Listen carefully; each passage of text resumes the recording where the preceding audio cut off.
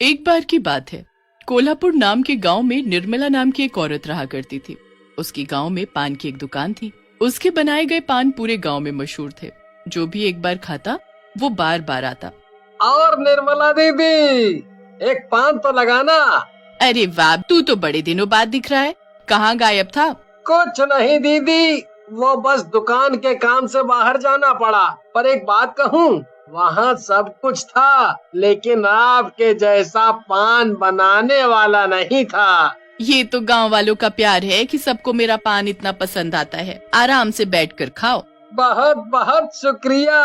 वाह वाह, क्या स्वाद है दीदी, आप नहीं जानती कितना इंतजार किया मैंने इस स्वाद का। इसी तरह लोग आते और निर्मला की तारीफ करते रहते। एक दिन निर्मला की दुकान के सामने प्रकाश अपनी दुकान लगा देता है, लेकिन वो देखता है कि कोई भी उसकी दुकान पर नहीं आ रहा। सब निर्मला की ही दुकान पर जा रहे हैं। लगता है इस निर्मला का कुछ करना पड़ेगा। इस तरह चलता रहा तो ये काम भी छोड़ना पड़ेगा, और मैं एक औरत से हार नहीं मान सकता। इसको तो सबक सिखाना पड़ेगा। इसके बाद प्रकाश अपने छोटे भाई मोहित को निर्मला की दुकान पर पान खाने भेजता है। एक पान बना के देना। ठीक है। मोहित ने चुपके से पान में एक कांच का टुकड़ा डाल दिया। ये खिलाती हो तुम? अरे लोगों, हाँ देखो, अभी मरते मरते बचा हूँ मैं। ये देखो भाइयों, इस पान में ये कांच का टुकड़ा। अरे कितनी लापरवाह हो तुम। अभी मुझे कुछ हो जाता तो? रुको, अभी बताता हूँ पुलिस को ये सब। इसके बाद वो पुलिस के पास जाता है और पुलिस को सब बता देता है। सुनो निर्मला, कल से तुम्हारा ये ठेला दिखने ना पाए, समझी? तुम्हारी इस लापरवाही से किसी की जान जा सकती थी। साहब, मुझे नहीं पता ये कैसे हुआ। मैं तो यहाँ कई सालों से पान बना रही हूँ, आज तक ऐसा कभी नहीं हुआ साहब। अरे मोरी मैया, तो क्या कहना चाहती हो? मैंने डाला है वो कांच उसमें? नहीं भाई, मैं बस ये कहना चाहती हूँ कि मुझे नहीं पता ये सब कैसे हुआ। देखिए साहब, इसकी उम्र हो गई है। मुझे नहीं लगता इसका इस तरह काम करना सबके लिए ठीक रहेगा। आपसे गुजारिश है, आप जो भी फैसला ले सबकी भलाई को ध्यान में रखते हुए लें। देखो, कल से तुम यहाँ काम नहीं करोगी, समझी? इसके बाद इंस्पेक्टर वहाँ से चले गए। निर्मला ने अपनी दुकान बंद की और घर चली गई। रास्ते भर वो बस रोए जा रही थी। घर पहुंचकर उसने हाथ मुंह धोया और लेट गई। आधी रात को जब निर्मला सो रही थी तभी उसे अचानक दिल का दौरा पड़ा और उससे उसकी मौत हो गई। ये मेरे साथ क्या हो गया भगवान? मैंने पूरी जिंदगी ईमानदारी से काम किया, फिर मेरे साथ ये सब क्यों हुआ? मैंने हमेशा आपकी पूजा की, फिर आपने मेरे साथ ऐसा क्यों किया? इसके बाद निर्मला जोर जोर से रोने लगी। तभी अचानक से वहाँ एक तेज रोशनी चमकी।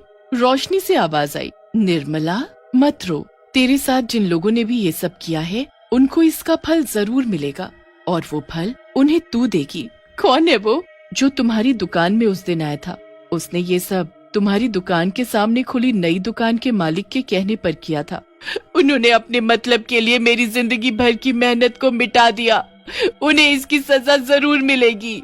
कुछ दिनों बाद मोहित अपनी साइकिल पर बैठकर पास के गांव से आ रहा होता है। तभी उसकी साइकिल की चेन खराब हो जाती है। हे भगवान, ये भी अभी होना था। सत्यानाश हो इस चैन का। क्या करूं अब? थोड़ी देर में रात भी होने वाली है। इसके बाद मोहित साइकिल पकड़कर रास्ते पर आगे बढ़ने लगा। तभी उसे जोर जोर से हंसने की आवाज आने लगी। कौन है? हे भगवान, कहाँ फंस गया मैं? इसके बाद मोहित ने साइकिल वहीं छोड़ दी और घर के लिए भाग गया। क्या हुआ जी, भूत देख लिया क्या? नहीं, सब ठीक है। तुम जाओ, खाना लगाओ, हाथ मुंह धो के आता हूँ तब तक। इसके बाद मोहित बाहर हाथ मुंह धोने लगता है, लेकिन अचानक नल से खून निकलने लगता है। मोहित जैसे ही अपने हाथ में खून देखता है वो डर के मारे नीचे गिर जाता है और जोर जोर से चिल्लाने लगता है। उसी समय उसकी पत्नी वहाँ पहुँच जाती है। क्या हुआ जी, सब ठीक तो है? क्यों चिल्लाए आप? खून! खून? कैसा खून? कुछ भी तो नहीं है, कितना साफ पानी आ रहा है, ये देखिए। आप ऐसा करिए, अंदर चलिए और खाना खा लीजिए। आप थक गए हो इसीलिए ऐसी बातें कर। इसके बाद वो दोनों खाना खाने लगते हैं, लेकिन जैसे ही मोहित खाने का निवाला मुंह में डालता है, खाना पान में बदल जाता है और पान में से बहुत ज्यादा कांच भी चुभे हुए होते हैं। मोहित ये सब देखकर वहीं पर बेहोश हो जाता है। इसके बाद जब मोहित को होश आता है तो वो देखता है कि वो एक घने जंगल में है। कौन हो तुम? हैं? ये सब क्यों कर रही हो? मैंने तुम सबका क्या बिगाड़ा है? मैं बताऊं क्या बिगाड़ा है तूने? तूने मेरी जिंदगी भर की मेहनत को पल भर में मिटा दिया। सबके सामने मुझे बेइज्जत कर दिया, मेरी रोजी रोटी मुझसे छीन ली। और बताओ तूने क्या किया? आज तेरी वजह से मैं इस हालत में हूँ। तुझे इसकी कीमत चुकानी पड़ेगी। मुझे माफ कर दो, मुझे जाने दो।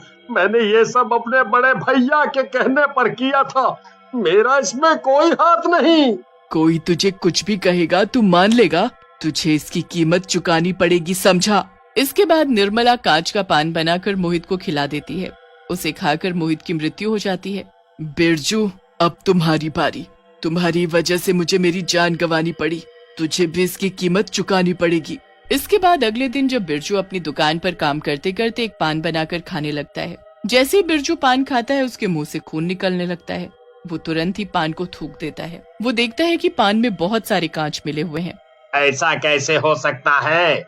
इतने सारे कांच इस पान में कैसे आए? मैंने तो अभी इसे अपने हाथों से बनाया था। इसके बाद बिरजू डॉक्टर के पास जाता है और डॉक्टर को सारी बात बताता है।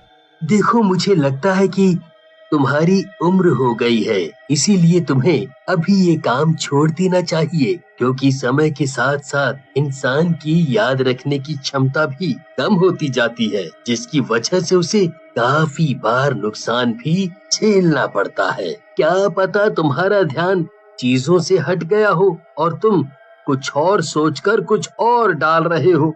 आज तो ये तुम्हारे साथ हुआ है, पर कल को किसी और के साथ होगा तो बात बढ़ जाएगी।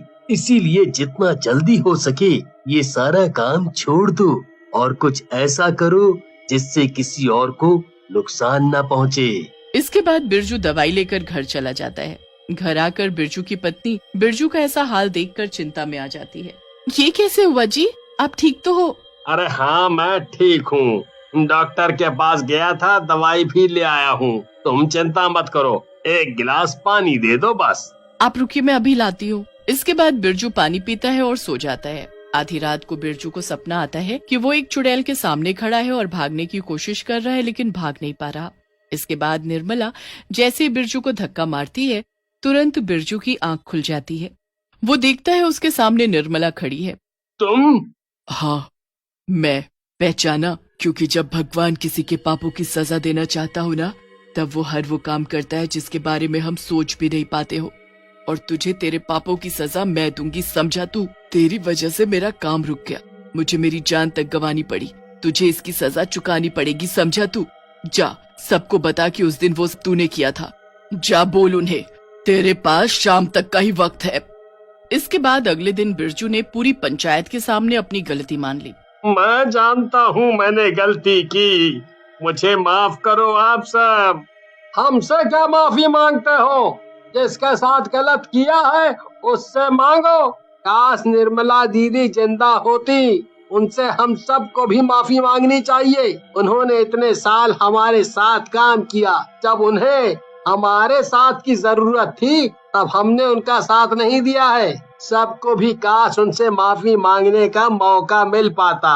तभी अचानक वहाँ निर्मला आ जाती है। मैं खुश हूँ कि आप सभी को अपनी गलती का एहसास हुआ। निर्मला बात ही कर रही होती है कि उसी बीच बिरजू मौका देखकर भागने की कोशिश करता है, लेकिन निर्मला बिरजू को पकड़ लेती है और उसे पान खिलाकर मार देती है। इस दिन के बाद कभी भी किसी को निर्मला दिखाई नहीं देती और निर्मला की आत्मा को मुक्ति मिल जाती है।